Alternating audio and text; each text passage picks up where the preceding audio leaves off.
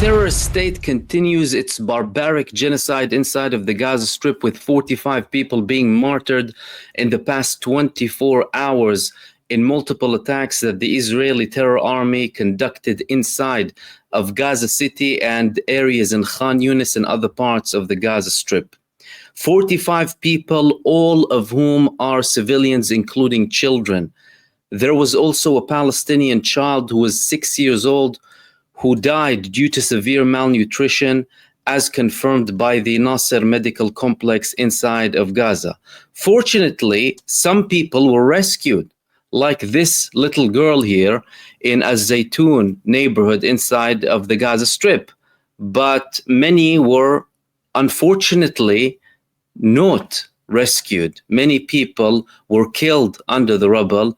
Many people were still alive, but Israel prevented the rescue of these people, like it did with tens of thousands of people before who were martyred under the rubble and who are still under the rubble. Over 10,000 people are missing inside of the Gaza Strip.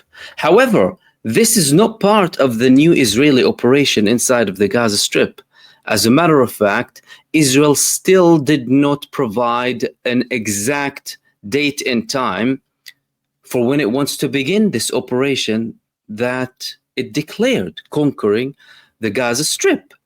In the meantime, the Palestinian resistance is increasing attacks, with the Al-Qassam brigade sniping 2 IDF terrorists and also conducting an attack on a base inside of the Gaza Strip, with more operations coming from Kata'ib Shuhada al-Aqsa or Al-Aqsa Martyrs brigades, alongside 2 other resistance movements inside of the Gaza Strip, meaning that the Palestinian resistance is waiting for them and is conducting quality attacks against the genocide forces. But the big problem here is the fact that Israel is having a severe problem internally.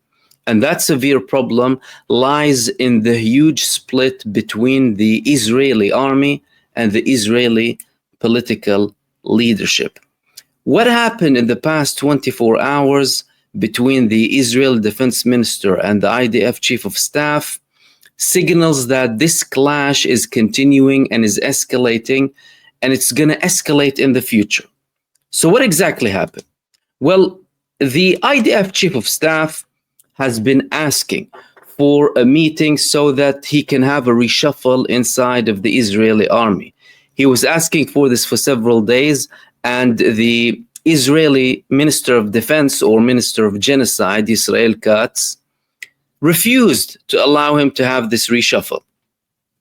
Now you may ask, why would he want to prevent the IDF chief of staff from having this reshuffle? And we will go through all of that. But the statements that came from the Israeli Minister of Defense, he was saying, according to reports, that he refuses to have this appointment in the usual place, and he wants it to have this appointment in his office. Why does he want it in his office? It's because Benjamin Netanyahu wants to have full political control. He wants people who are totally politically aligned with him when there's any sort of reshuffling happening in the Israeli army. Now, it's a very common practice in the Israeli terror army to have a reshuffle and for it to take some time, especially when you want to have very high grades or promote people to senior positions, commanders of brigades, of divisions. It takes a lot, and a lot of people are involved, and usually in Israel, they base that on their experience, their skills, how much they participated. The thing is, though, the IDF chief of staff was asking to promote certain people who have been participating in the Israeli army and in the genocide, both in Gaza and in Lebanon too. People who have been active for the past year and 10 months. And the talks are, well, I need to promote these people because firstly, they're showing signs, their families are showing signs of complete disappointment. The people need to be promoted. Other people need to be promoted because the current serving ones are showing signs of exhaustion. They are in a state of burnout. They've been there for 1 year and 10 months. And the others who I want to promote can be more of a fresh blood inside of the Israeli army. All of them were continuing to participate in the genocide, and they've had experience.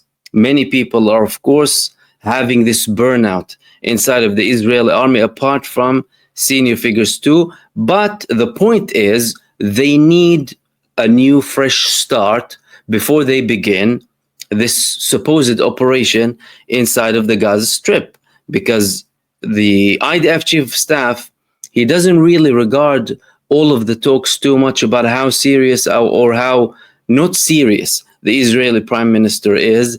If he is ordered to conduct a certain campaign, he needs to prepare for it. So he's preparing to go and occupy the whole of the Gaza Strip. Over 250,000 draft orders were sent to Israelis. Mind you, the vast majority of them will not work. The people will refuse. Israel has people now within the army who have been there for approximately 2 years with hardly any breaks, exhausted physically and mentally, facing a burnout, and they don't have the energy to continue. And in multiple Israeli reports, they've been talking about the fact that these people who are inside of the genocide have faced a huge pressure that is unmatched. It is unmatched in Israel's history, the level of exhaustion, the level of burnout, and how psychologically and mentally affected they were by this whole genocide campaign. So the IDF chief of staff, by the orders of Benjamin Netanyahu, is refusing to allow the IDF chief of staff, the defense minister is not allowing the IDF chief of staff to have these promotions unless these promotions are directly linked to and under the control of the defense minister, who is nothing but a Netanyahu poodle. At the end of the day, Israel Katz, the Israeli defense minister, he had hardly any experience in the IDF, no security experience almost whatsoever. The man was a minister of transport. And this shows you exactly how Benjamin Netanyahu appoints people and how flawed his decisions are internally inside of Israel, and how that translates the ground inside of the Gaza Strip with huge failures of the Israeli terror army against the Palestinian resistance. But there's a big problem, and that problem is, well, if you're ordering the Israeli army to continue with a genocide and with a certain plan to occupy huge parts of the Gaza Strip, you need to have fresh people in these positions, especially after they've been in the command of this army with a war, a genocide that they have never faced before. Destruction, totally getting attacked by the Palestinian resistance, failing in multiple parts inside of the Gaza Strip, invading and then withdrawing and then invading again and withdrawing and invading and withdrawing 4 to 5 to 6 times in multiple parts of Gaza. Imagine the message that sends to any fighter, or you can't call them fighter, any participant in this army of terror in Gaza. They're demotivated because they can see that, well, they're not progressing, and wherever they're going back to the same places they were in, they're being met with fierce resistance from the armed Palestinian resistance groups. What is going to happen then? How is Israel going to conduct an operation at a large scale if the IDF chief of staff is asking for certain promotions that, according to him, are required from a professional perspective, and from a skills perspective, experience perspective, when he is met with a defense minister, a genocide minister, who is refusing to allow him to do that. Well, that means they're not going to be able to conduct this operation properly. Now, there were instances previously in Israel where the talks about having people in different positions or having certain promotions within the army, there were disagreements. And sometimes these disagreements were not primarily linked to anything to do with their professionalism or experience or skill set, but they had to do with personal disagreements. This, however, and these issues were resolved before. But what we're having now, what we're seeing now, is an attempt from the political leadership inside of Israel not only to have certain disagreements or a say in certain appointments within the army that is supposed to be completely independent of the Israeli political leadership, and have full political control over who is promoted and how the war is run and how the genocide is run inside of the Gaza Strip. Other assumptions would be that these moves coming from the Israeli defense minister and Netanyahu are to push the IDF chief of staff to resign because they weren't happy with some of his criticism. They weren't happy with some of the feedback that they received, and they weren't happy with the fact that he didn't fully do the job in the previous operation that they called Gideon's Chariots, despite the fact that he told them that he did and that the Israeli army did what they were ordered to do by the political echelon, especially after the political leadership inside of Israel, led by Netanyahu, but also by his ministers too, gave them certain objectives to have inside of Gaza that were impossible. They gave them impossible objectives that the IDF chief of staff was criticizing heavily.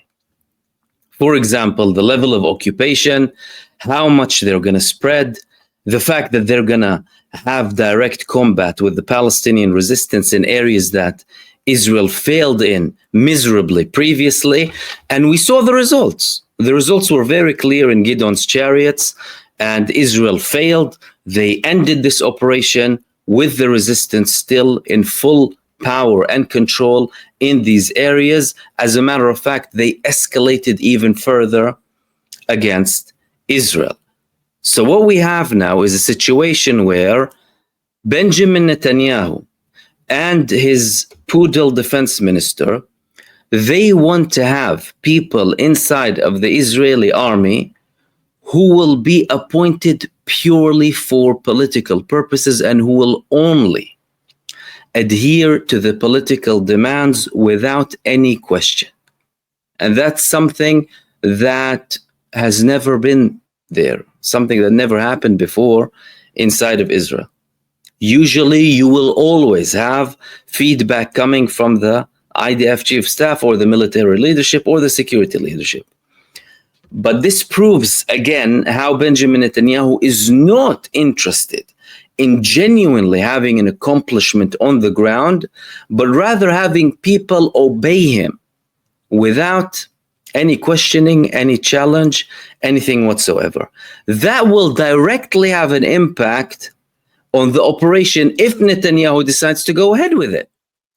Mind you, there's still that possibility of Netanyahu using this campaign that is threatening to go ahead with in Gaza as part of a move to reach a deal eventually, which was what Bezalel Smotrich blamed him directly in doing. He said, this move is not serious. I don't have faith in Benjamin Netanyahu and his seriousness to go on a full-on campaign up until the end. And that's why he did not support the move coming from Netanyahu, because he knew his tricks and he knew what he was doing.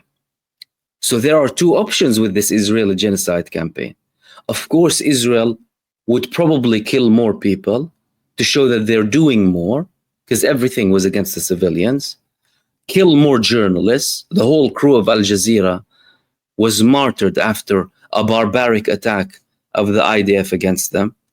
Anas al-Sharif, Mohammed al-Khriqi, and 4 of their colleagues too, so that they can show that there is some sort of an escalation, which would be what Netanyahu intended, to show that there is escalation so that maybe the Palestinian resistance can have a little bit more leniency. The second option is to go full throttle, seriously go full throttle. If he does decide to go full throttle, he has no chances of success whatsoever. Based on the moves that he's doing now with the Israeli army, based on all of the ground invasions that Israel conducted in Gaza, it has zero chance of success and full occupation inside of the Gaza Strip. And the problems are not only happening inside of Gaza, the problems are going back to Israel. How? Well, look at this report over here. A huge arms trafficking case. A Jew who converted to Islam planned to murder an Israeli Air Force pilot and set off car bombs. This is what you're facing now. People who are in Israel planning to have more operations, people operating for Iran, people working for hostile entities, people opposing Benjamin Netanyahu, people threatening to kill and planning to kill Benjamin Netanyahu, including women over 70 years old. The whole thing is chaos.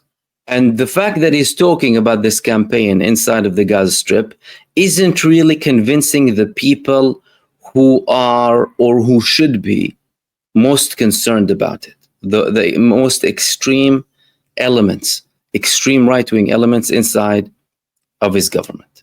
Now, Netanyahu and Donald Trump are showing that it's all good.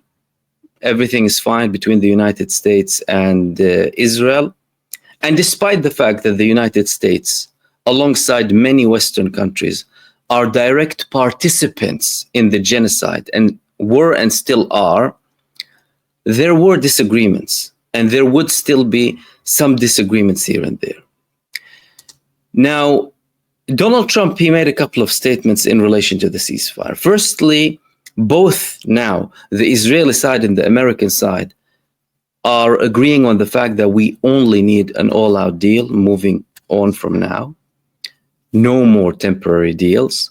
Benjamin Netanyahu, in his press conference, in his recent press conference, stated that the Palestinian side is looking for certain things that he will probably adhere to eventually, which include full Israeli withdrawal from Gaza, and also demands and guarantees that will tie Israel's hands. Clearly, that's something that Israel is worried about. Hence, why Israel isn't going for an all-out deal and then resuming, because that's an argument that people have. Well, why don't they get their prisoners of war out and then continue against Gaza and against the Palestinian people? It's because the Palestinian resistance demands clearly will tie Israel's hands somehow. We don't know exactly how, but somehow. And that's something Netanyahu is worried about. But again, that's something that he will probably concede to eventually. We've had multiple cases, and people need to remember that and always contextualize, of Netanyahu and his government going totally against things that they said they will never go again with. For example, allowing everyone back to the north in Gaza, opening and withdrawing from the Netzarim line, although Netanyahu said he will never withdraw from there. The general's plan, remember the general's plan in North Gaza, the ethnic cleansing plan, and how they backtracked and how that failed to completely ethnically cleanse the population from the north. They had to allow them back. Allowing aid, releasing prisoners with blood on their hands, because even in his recent statement, he was saying that we're not going to release the elite members of the Palestinian resistance who have blood on their hands. He said all of these statements before, alongside senior figures inside of his government. But the fact of the matter is Netanyahu knows very well that when the time comes And when he decides to take that step and make those decisions that he said he will never take, and that the people will oppose, and that many in his base will oppose, and many in his government will oppose, no one would be able to do anything about it. Why? Because it would be a political decision. The majority do want to end the war. And if anyone has any sort of objection on Israel releasing Palestinian prisoners with blood on their hands, as in people who were in the Palestinian resistance and participated in acts against Israel that led to casualties, no one would have time. And usually the Israeli courts would dismiss their cases. They would dismiss them and they would show them in a way that, well, the government did that and it's for the overall good of the country and we need a ceasefire, and you wouldn't have time. Plus the list of the names will be published just before they are published, therefore giving hardly any time for any victims, Israeli victims' families, to take on any challenge. This is the trick of Benjamin Netanyahu.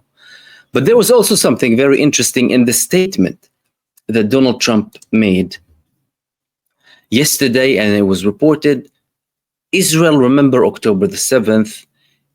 It is up to Israel. It's Israel's decision also, very important, whether Hamas will be or won't be there. And then he's stating that Hamas shouldn't be there, which is the typical slogan of Trump and other Western allies of Israel. Why did Donald Trump say it's up to Israel to decide if Hamas are going to remain inside of the Gaza Strip if he is supposedly against it? And another thing he said is, I don't think that Hamas will be releasing the hostages in these current circumstances. I think it will be very difficult to achieve that. Emphasizing that Israel must decide what to do, whether to allow Hamas to remain in Gaza. What does that tell us? There's an indirect hint here from Donald Trump that what Israel is doing now is failing. It's not bringing the prisoners of war back. Why? Because they only got prisoners of war after they had deals, and they only had large numbers of them being released through a deal. Why is he saying that Israel must decide whether to allow Hamas to remain in Gaza or not? Again, these words from Donald Trump are clearly deliberate and are clearly representing something beyond that. And because we're very short on information and there's very, very limited information coming out, the majority of the things that happen with this, and in politics in general too, happen behind closed doors. We're dealing with a very small percentage of information here. But Donald Trump is saying that statement because he knows very well that Israel is very likely to allow Hamas to remain in Gaza. And this is not allowing, by the way. This is both Hamas and the Palestinian resistance forcing themselves. If Israel had an option, and if the United States had an option to eliminate them and wipe them off the face of the earth, they would have done so from a very long time ago. But the Palestinian resistance will impose itself eventually. And that's something Donald Trump is very aware of. And he is aware of the fact that Benjamin Netanyahu is having these tricks for political purposes. That doesn't take away from the strategic tie and the full participation of the United States in the genocide. Not at all. But that shows you that there's something bigger behind this move to go into the Gaza Strip and supposedly occupy it. And also the talks that are happening in the background. And everything is linked. The fact that Israel and the US are agreeing that there should be an all-out deal, no more temporary deals.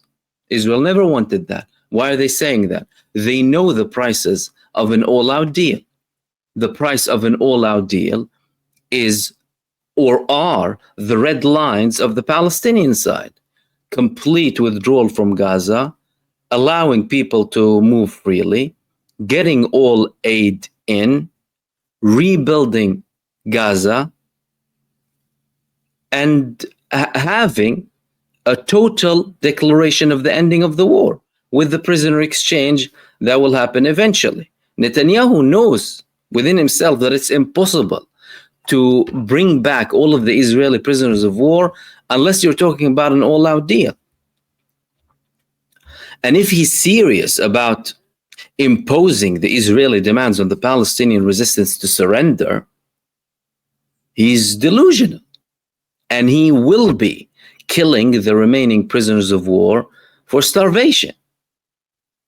I mean, the fact that Israel is allowing now some aid into the Gaza Strip is primarily due to the Palestinian resistance and the global popular pressure that is happening on governments to allow them in.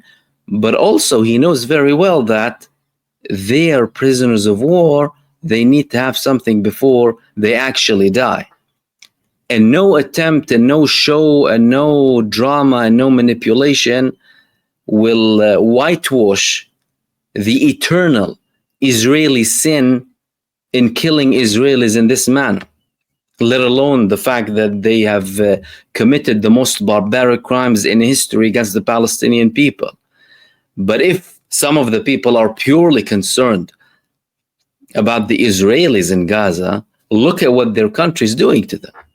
That's why it led some people in Israel to talk about an Israeli Holocaust against the Jewish people.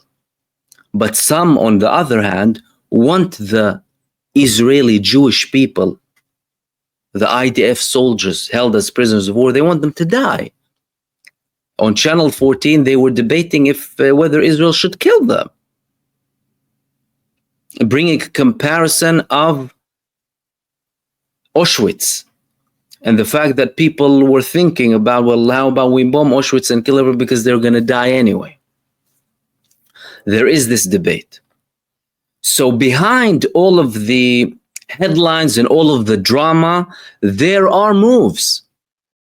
We're not seeing the full picture.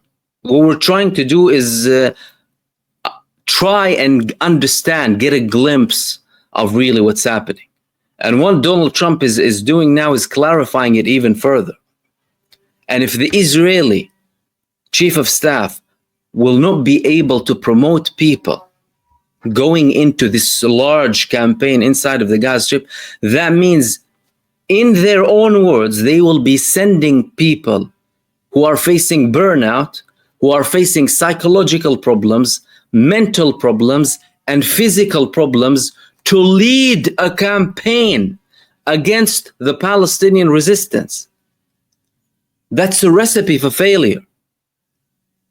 And now there are reports talking about Trump, working on a deal that haven't been verified and potentially having some of the Arab states' troops or forces inside of Gaza up until, a Palestinian police is formed. Firstly, the Palestinians will police themselves and do everything.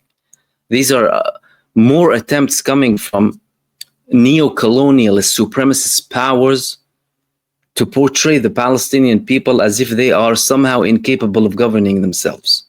Neo-colonialist, arrogant mentality, undermining the people, simply because they don't like the leadership. Gaza, leave them alone. If the Palestinian people, both in Gaza and the West Bank, were just left alone, these areas would be thriving. But you have Zionism on their neck 24/7. Zionism is on their neck 24/7. And then they wonder why things happen and why do they have resistance against them. Because you're on their neck. You're not letting them breathe. You're not giving them equal rights. You're not treating them as human beings. And then you're surprised when they come up with actions against you.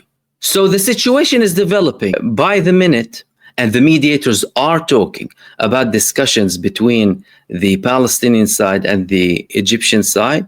The Hamas delegation, they went to Egypt yesterday. There were reports that they went to Egypt. And usually when the delegation goes to Egypt, that means that there are advanced stages in certain talks, in certain deals that may happen.